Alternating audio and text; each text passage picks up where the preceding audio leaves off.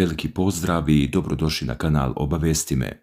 Dmitrij Medvedev ponovo je otvorio pitanje Kosova i Metohije, ali ovoga puta u mnogo široj i ozbiljnoj poruci. I upravo zato njegove reči danas odjekuju daleko izvan Balkana. Zašto jedan od najuticajnijih ljudi ruskog bezbednosnog aparata upravo sada ponovo govori o Kosovu? Zašto Kosovo stavlja u istu političku jednačinu sa Abhazijom i Južnom Osetijom i šta zapravo znači njegova poruka da će Rusija, ukoliko bude ugrožena, odgovoriti svom snagom? Jer kada se pažljivo pročita sve što je Medvedev rekao, vidi se da Kosovo i Metohija nisu pomenuti slučajno. Ono je iskorišćeno kao jedan od glavnih primjera preko kojih Moskva objašnjava ono što naziva dvostrukim standardima Zapada, a onda dolazi mnogo ozbiljniji deo poruke. Medvedev prelazi sa Kosova na NATO, sa NATO-a na Ukrajinu, sa Ukrajine na bezbednosne garancije koje zahteva Moskva, a zatim izgovara upozorenje koje će verovatno privući najveću pažnju. Odgovorit ćemo svom snagom, ali krenimo redom jer se iza ove izjave nalazi mnogo šira priča. Prema navodima Interfaxa i drugim prenetim delovima Medvedevovog intervjua za list Južna Osetija, zamjenik predsjednika Savjeta bezbednosti Rusije tvrdi da zapadne zemlje selektivno primjenjuju principe teritorijalnog integriteta i prava naroda na samoopredeljenje i tu direktno vodi Kosovo i Metohiju. Već znamo, koliko god naši argumenti bili ubedljivi, zapadni protivnici će i dalje istrajavati u svojoj neprijateljskoj politici i pridržavati se dvostrukih standarda. Ne moramo daleko tražiti primjer. Tu je Kosovo. Oni su ga rado priznali, rekao je Medvedev prema prenetim navodima. Ovo je ključni trenutak. Medvedev Kosovo ne posmatra izolovano. On ga koristi kao presedan u svojoj argumentaciji o događajima koji su se kasnije odigravali na postsovjetskom prostoru. Drugim rečima, njegova poruka glasi: ako je Zapad prihvatio jednostrano proglašenu nezavisnost Kosova, na osnovu čega potom odbacuje pozivanje na samoopredeljenje u drugim slučajevima, upravo zbog toga Medvedev odmah pravi poređenje sa Abhazijom i Južnom Osetijom. Razlike između događaja u tom srpskom regionu i katastrofe u Abhaziji i Južnoj Osetiji, koje kolektivni Zapad nije priznao, sasvim su očigledne svakom razumnom čoveku, naveo Medvedev. Obratite ljudi pažnju na tu formulaciju. On Kosovo naziva srpskim regionom. To pokazuje da je Moskva kroz Medvedevovu izjavu ostaje na svojoj poznatoj političkoj poziciji prema statusu Kosova, ali Medvedev sada pitanje Kosova i Metohije koristi i kao argument u mnogo većem sukobu Rusije i Zapada i zato ova priča nije samo balkanska. Ona vodi direktno prema Gruziji, Ukrajini, NATO u pitanju budućeg evropskog bezbednosnog poretka. Medvedev se vraća na 2008. godinu i rat u Gruziji. Prema njegovim rečima, stanovništvo Abhazije i Južne Osetije tada je iskoristilo pravo na samoopredeljenje, dok je veliki broj ljudi na tim teritorijima imao ruske pasoše. Moskva je nakon rata priznala Abhaziju i Južnu Osetiju kao nezavisne države. Zapadne zemlje to nisu prihvatile i tu Medvedev pravi svoju glavnu paralelu. Ako je Zapad prihvatio Kosovo, pita se ruska strana, zbog čega isti princip nije prihvaćen u Abhaziji i Južnoj Osetiji. Za Beograd je posebno interesantno što Kosovo ponovo ulazi u retoriku jednog od najviših ruskih zvaničnika upravo u trenutku kada odnosi Rusije i NATO-a prolaze kroz jednu od najtežih faza posljednjih decenija, ali Medvedev tu ne završava, naprotiv. Kosovo je samo početak njegovog obrazloženja. On zatim iznosi mnogo širu optužbu na račun Zapada.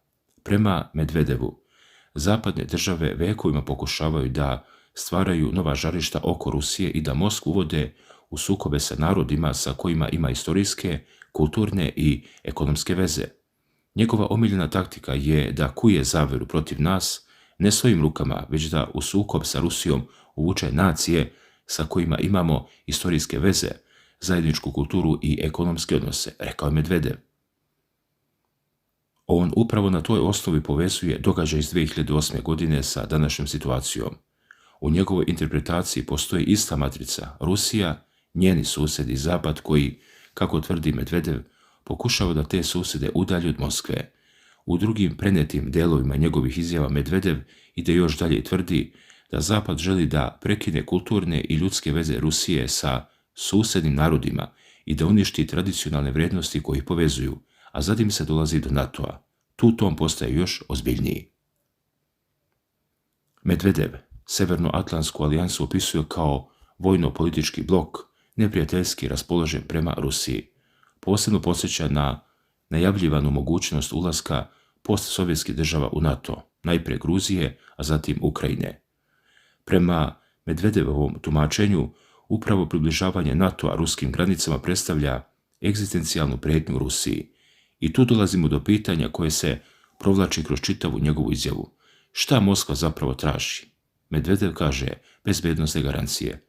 Prema njegovim rečima, Rusija želi garancije da druge države neće napasti Rusiju, da će prestati neprijateljske aktivnosti usmjerene protiv nje i da neće biti ugrožavani ruski građani i sunarodnici. Dakle, linija njegove argumentacije izgleda ovako. Kosovo, Abhazija, Južna Osetija, Gruzija, NATO, Ukrajina, bezbednosne garancije i na kraju upozorenje.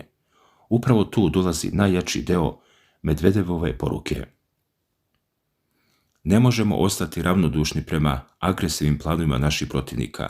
Ako neko smatra da je sposoban da uništi nas, morat će u potpunosti da shvati posljedice takvih namjera po sebe, a zatim dodaje. Odgovorit ćemo svom snagom i jedini pobjednik bit će Ruska federacija. To je rečenica koja menja ton čitavog intervjua. Važno je međutim razumjeti njen kontekst. Medvedev tu ne govori da Rusija najavljuje konkretnu akciju na Kosovu i Metohiji. Kosovo koristi i ranije u razgovoru kao primjer zapadnih dvostrukih standarda, dok se upozorenje u odgovoru svom snagom odnosi na ono što Moskva vidi kao agresiju i egzistencijalnu prijetnju samoj Rusiji, ali činjenica da su se Kosovo, NATO, Gruzija, Ukrajina i mogući ruski odgovor našli unutar iste političke poruke, daje ovoj izjavi posebnu težinu za publiku na Balkanu. Jer Kosovo ponovo postaje argument velike sile i tu trenutku kada Rusija pokušava da objasni zašto smatra da pravila uspostavljena posle hladnog rata više ne mogu da funkcionišu na isti način. Medvedev zatim odlazi još dalje u istoriju. Njegova poruka Zapadu jeste da pokušaj vojnog slamanja Rusije prema njegovom viđenju istorije nisu uspevali. Glavna lekcija koju je Zapad trebalo da nauči jeste da se protiv Rusije ne treba boriti. Njena istorija je puna takvih pokušaja, poručio je. To se uklapa u retoriku koju ruski državni vrh koristi već duže vrijeme. Sadašnji sukob ne predstavlja samo kao pitanje Ukrajine, već kao deo mnogo šireg istorijskog sukoba oko bezbednosne arhitekture Europe. Medvedev istovremeno govori i o stanju na frontu. Dan ranije ocenio je da ruske snage potiskuju ukrajinske jedinice i izrazio nadu da će Rusija pobjediti u doglednoj budućnosti. Posebnu pažnju posvetio je tehnološkoj borbi. Govorio je o bespilotnim letjelicama i sistemima elektronskog ratovanja, odnosno neprekidnom nadmetanju između novih dronova i sistema koji pokušavaju da ih ometaju. Prema Medvedevu, Rusija mnogo ulaže u razvoj tih tehnologija i upravo tehnološka prilagođavanja postaju jedan od ključnih elemenata rata. Nadmetanje između štita i mača je u toku, slikovito je opisao situaciju. Ali Medvedev sve to povezuje sa jednom političkom porukom. Moskva ne namerava da odustane od ciljeva koje je postavila. Pobjedit ćemo ako Bog da. Svi se nadamo da će to biti u doglednoj budućnosti, rekao je. A u istom političkom okviru nalazi se i Vladimir Putin. Putin je više puta govorio o ciljevima ruske vojne operacije i tvrdio da će zadaci koje je Moskva postavila biti izvršeni. Medvedev sada tu poruku dodatno zaoštrava. Njegova logika jeste da Rusija neće prihvatiti bezbednosni sistem u kojem NATO nastavlja približavanje njenim granicama, dok Zapad istovremeno prema ruskom tumačenju različito primjenjuje međunarodne principe u zavisnosti od sopstvenih interesa i upravo se tu ponovo vraćamo Kosovu i Metohiji. Zašto je Medvedev uopšte izvukao Kosovo? Zato što ona za Moskvu predstavlja jedan od najvažnijih argumenata u raspravi sa Zapadom o presedanima. Kada zapadne države govore o teritorijalnom integritetu Ukrajine ili Gruzije, ruski zvaničnici godinama vraćaju raspravu na 1999. godinu, intervenciju NATO-a protiv Jugoslavije i kasnije jednostrano proglašenu nezavisnost Kosova također 2008. godine. Medvedev sada ponavlja upravo taj argument, ali kontekst je danas potpuno drugačiji. Europa se nalazi usred ogromnog bezbednosnog preuređenja. Zbog toga Medvedevova poruka ima više nivoa. Prvi je namijenjen Zapadu. Moskva neće prihvatiti, kako tvrdi, različita pravila za različite slučajeve. Drugi je namijenjen ruskoj javnosti. Rusija neće odstupiti pred pritiskom. Treći je namijenjen državama oko Rusije. Moskva smatra da Zapad pokušava da ih koristi u širem geopolitičkom sukobu, a četvrti posebno udjekuje na Balkanu. Kosovo i Metohija ostaju deo argumentacije Moskve kada govori o međunarodnom poretku. I tu se pojavljuje možda najvažnije pitanje cele ove priče.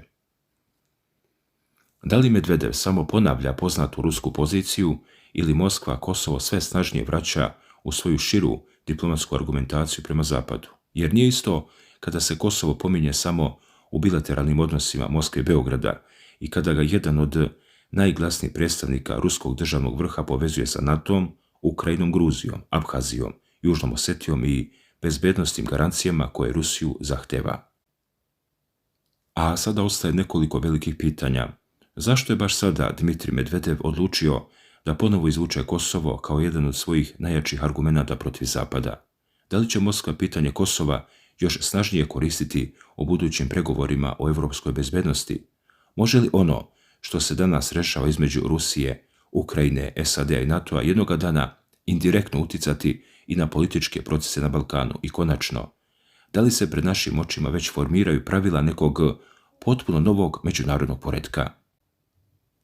Pišite mi u komentarima kako vi tumačite Medvedevove reči i posebno činjenicu da je upravo Kosovo i Metohiju izdvojio kao primjer zapadnih dvostrukih standarda. Hvala na pažnji.